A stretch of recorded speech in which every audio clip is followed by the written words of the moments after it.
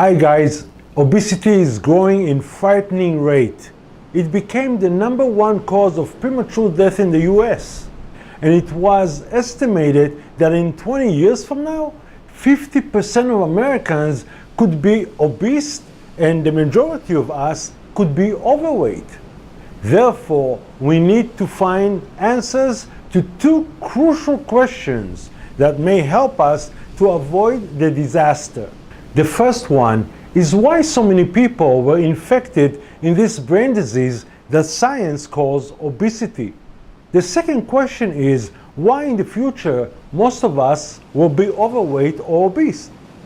Look, after talking to hundreds of overweight and obese people, there was one thing in common to all of them.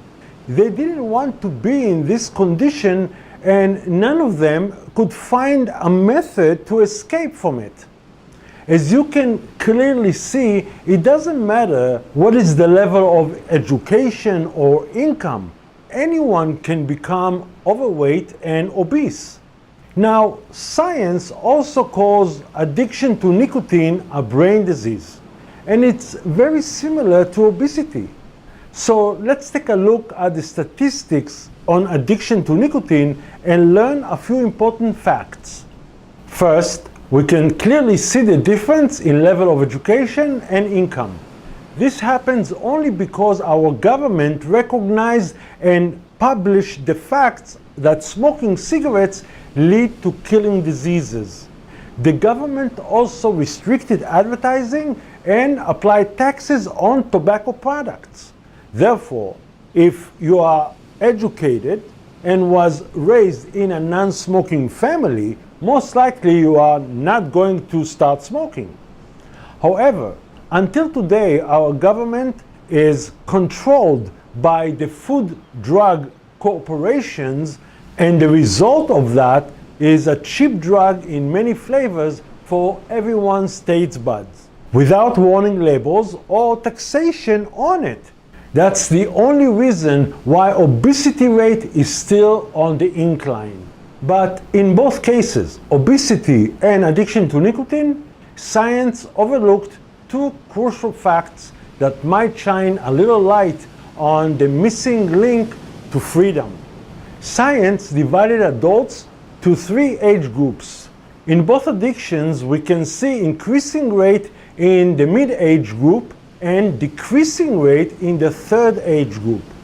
Look, people are quitting the addiction at the third age because after age of 65, most likely the diseases created by the addiction are already in advanced stage, and the fear of dying is greater than the fear of not using the drug. So the inevitable question is, why the number of obese and addicts to nicotine increases in the mid-age? Because at that age, most likely people already have one or more diseases and they should start taking care of themselves, right? Well, it happens because all drugs and all addictions have one common result: raising of dopamine level in the brain. And sugar, a sweet psychoactive drug, was perfectly combined by engineers with other industrialized products, and it turned to be our everyday food. And our governments, health authorities, even recommended to use those food products without limit. And finally, those foods are cheap to buy at any time, anywhere, and they come in many flavors created to all taste buds. Now you understand how easy it was for 70% of American adults to be addicted to it and become overweight and obese? If the government around the world are not going to change their policy about sugar and other foods that prove to cause obesity, the rate will continue to rise as the expert expected. In order to try helping those who are not obese yet, I want to explain who are the people that most possibly become obese.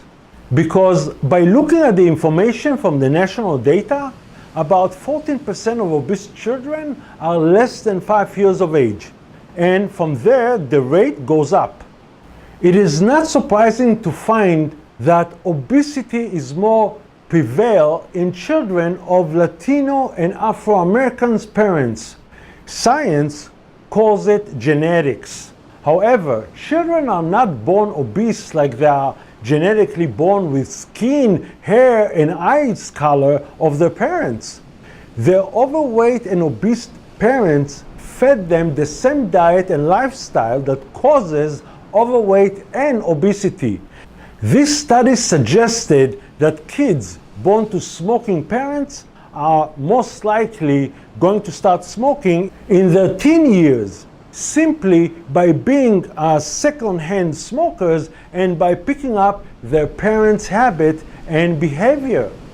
Science recognizes obesity and addiction to nicotine as genetic brain disease.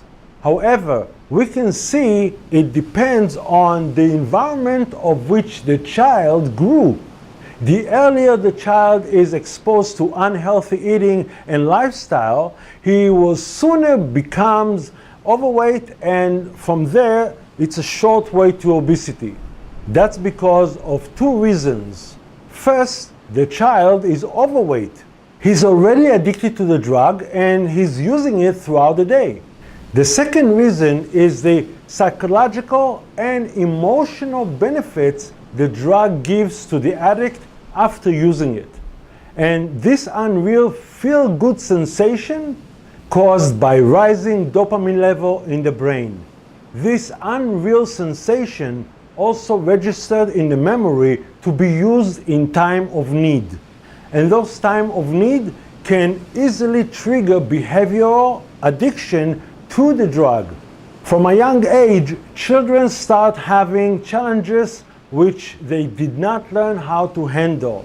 It can be from bullying at school or on social media that can even lead to suicide. Later on, young teenage girls having low confidence and low self-esteem, and they find themselves abusing the drug as an emotional support. Young women who were sexually assaulted and abused will also gain weight and make themselves unattractive. Young mothers will gain weight abusing the drug because hormonal and body changes after birth. They find themselves unattractive and stressful, partially due to lack of sleep, seeking comfort with food. In midlife, stressful lifestyle accelerates, regardless to socioeconomic and educational level. We can witness the reflection of it in the age group 45 to 64, where we see the highest level of obesity among adults. In cases like divorce, job layout, calls from the banker, death of someone you loved, and many other stressful reasons can trigger drug abuse of any kind. That's where someone can gain weight or become obese, mainly because the drug in question is considered as beneficial food and not as harmful drug. And comparing it to addiction to nicotine, in stressful time the smoker smokes more cigarettes, right? It is also happens in addiction to food. In both cases, addicts are using more of the drug to help them feeling better emotionally. Before I conclude this video, I want to show you another hidden reason for overweight and obesity. I call it false hope. Most overweight people are trying many times to reduce their weight. Every year, another promising diet is on the headline news giving new hope, right? However, we already know that the problem is not to reduce weight, but to deal with the cravings and handling those trigger times that causes relapse. In this chart, we can see that during adulthood, the overweight or obese will try to change their eating habits and lifestyle in their 40s and 60s. Look, if someone was overweight or obese most of his life. By the age of 40, he was probably diagnosed already with diseases associated with his diet and lifestyle, right?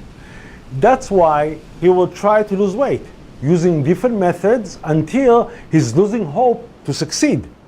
That is why we see a higher rate of obesity to the age of 60. You see, when the obese reaches the age of 60, he must change his lifestyle or he's going to die from the diseases. That's the reason we can see sharp decline in obesity and overweight rate that lasts for 5 years. And then there's a sharp incline from age of 65 to 70. Finally, after the age of 70, the severity of the diseases and the medical treatments are the reasons for the sharp decline. You see, at the age of 65, the obese is facing the last chance. He knows that he is going to die if he doesn't change, but once and again, without proper education, he's doomed to fail. Then, at 70, the obesity rate climbs back again before the obese's death. This time, the obese has nothing to lose. At this point, he prefers to die while he still enjoys food.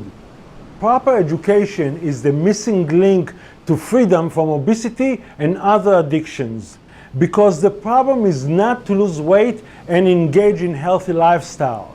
People are successfully doing it all the time, but they also experience relapses and gain back the weight because they were not told where the addiction resides in the brain, how to communicate properly with this part of the brain, and how to control it instead of letting it control them. In the next video, I will show you what are the 5 steps needed to achieve freedom from addictions. And I will see you soon. Bye.